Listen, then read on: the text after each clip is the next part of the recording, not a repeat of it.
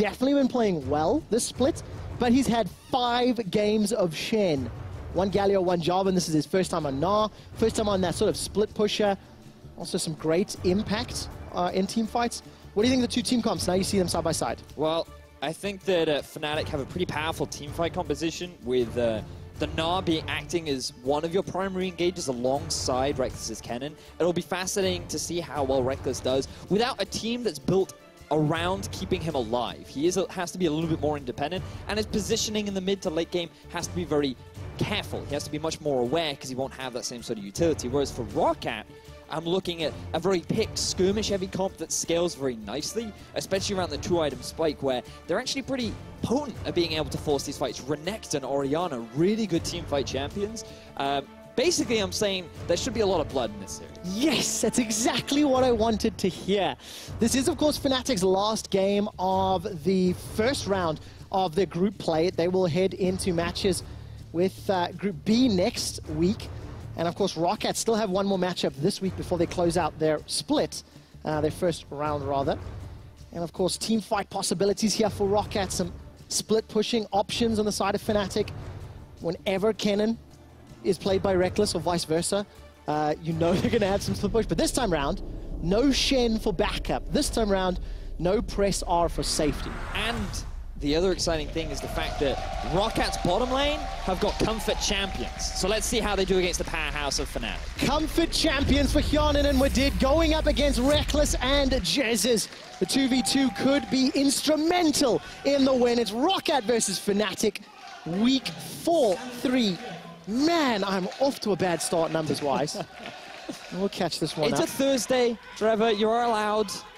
It's like the Monday of the broadcast week for me. Caps and Broxer were only just now returning to the middle lane. But Caps, he's looking for a roam top. He is indeed ghosting up. Foxy's got Dominus and Flash available to him. Dominus is popped. The Ruthless Predator buys some time. Continues to chase, runs away. First blood, Fnatic.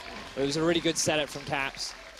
Notice that he started with the stun. It is only 500, and I totally am overhamming it. A value is a value. There we go. But I'm going to ask you to explain to me now, what if Fnatic wants? I think unlocking the map is probably a good thing for them, considering the mid lane, Trevor, as well as the Kennen. What's happening in the mid lane, Vedius? Looks like Renekton has actually tried to move in there to set up some kind of a gank, and he's going. He is indeed slicing, dicing, culling the meek. Betsy kills Caps. Caps. Use the flash, use the ghost. It wasn't enough. He loses his life. Yeah, but is it worth 2 towers? So far, it's a 1-for-2 tower trade. Broxer almost gets squashed like a bug. And ROC will trade their inner bottom turret for the Rift Herald. This is absolutely fine again. Into the inner. It all started with this play. So Caps, he's trying to reach the minion wave first because he knows what's happening on the top side. So if they can alleviate the pressure from 2 members mid, he's in a good spot. The mistake he makes is still trying to clear the wave without any flash because he thinks he's safe with Brox there, but that's a giant crocodile, and Crocodile's bite hurts a lot. It does indeed, unfortunately, against a boomerang. Soaz doesn't care. And actually, that was stolen by Broxer. It was secured by Broxer, touche. I think you will find. Touche.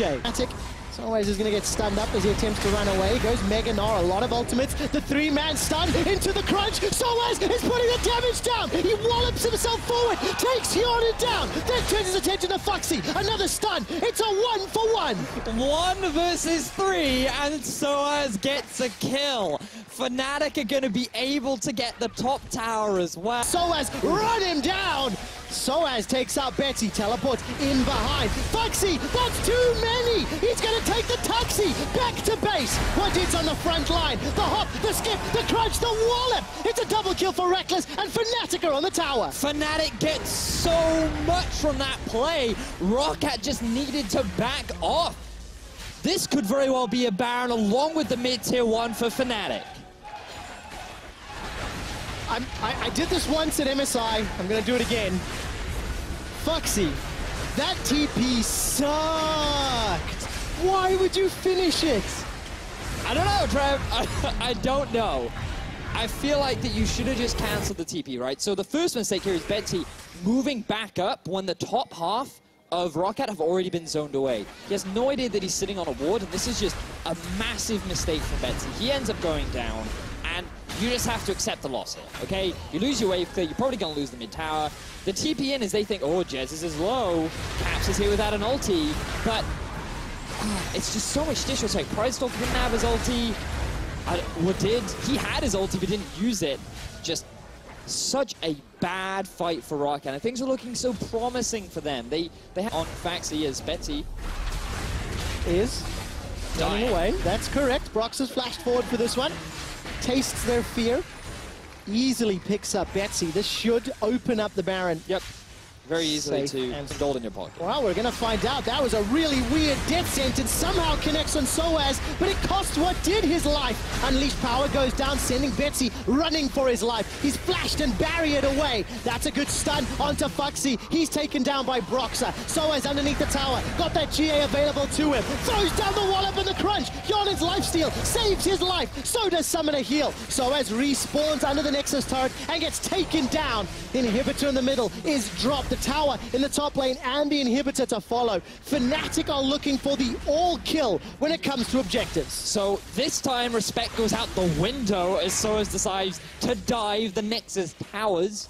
But Fnatic have finally properly broken into the base. They were able to take down all 3 inhibitors, and it all started with this hook that landed down onto Soaz. You can see he gets stunned up, but then the immediate turnaround from Fnatic is that we can just stun your engage and then force your main damage dealer who has no mana immediately out of the fight, resulting in an easy chase. And this is greedy from Fnatic. They should have just stopped here, gone for the inhibitors. Maybe they could have ended the game, especially with a 59-second death timer. But so I was just thinking, look, if I kill the AD carry, then we're almost guaranteed to win.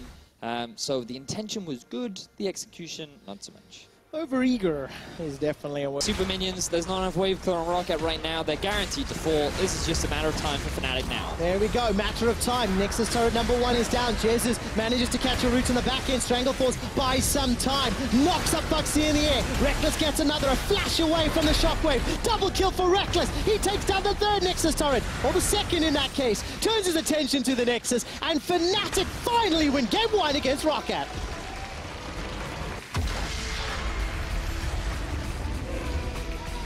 Things are looking very promising for Rocket for the first 20 minutes of this game. Yep. They were even in kills. They were a little bit ahead in gold. Like, their comp was doing what it